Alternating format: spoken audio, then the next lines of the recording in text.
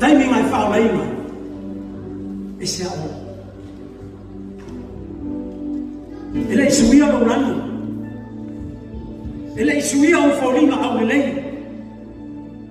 Ai ai va e ngā rau tangata o sui ma mua bea o ese ai oe. Whatanoi whaotana.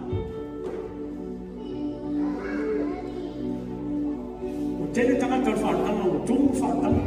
Tumu whaisai tangata whaorei. Au tanoi whaotana tanoi le kalesia ao. Ele o te rau tanoi loto assembly por loto Pentecost o e te tonu ile. Ila nana pa ia o leo tanoi le kalesia ao. Aisha, e te whai mai whai ua whaoreina, e whai whai mai whai whaoreina.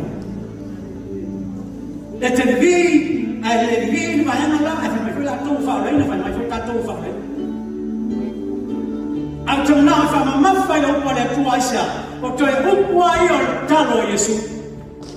E le misi le talo Yesu, oe ma oe ma, e le mana tua Yesu o tau ma tātou. Ai le fio o iei la, whai mai le tala i o tama. Fai tau na tanu. Te le manao i tangata ia na e fōa i mai e tau e whanu. Au te manao i e tau sia i rātou. Te manao i whama mai i rātou na upu. Te manao i te whama nuia i ate i rātou. Te manao i e sūle i tau upu e lusu. E le whau kua lusu man whaam tau upu le. Nau whai tau o tō lo tamai. O lo loto le nei ate i rātou. E fōa ina mai ate. Ina ia i ate. Ina ia la tau whaatasi maa i le mea o te iai. Ina ia la tau whaaia loo mamanu, loo manuia. Na e fo ia mai i atea. Toi te tano ni te upo Yesu.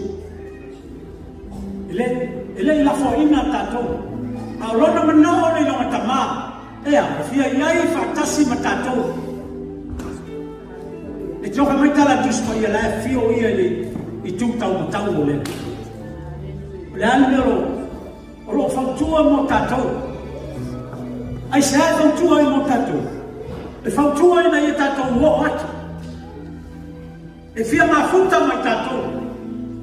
E fia iai whakasi mai tātou i le mea o iai o ia, o le manuia. Mai o tui nātu i atu tau lo manuia. O te le abatu lo manuia e pera abatu e le rolangi. Ia o tau loto te tele mai o tau mātau. Upuri a Yesu. Tai au nei whapita o mawhan whi au o oe o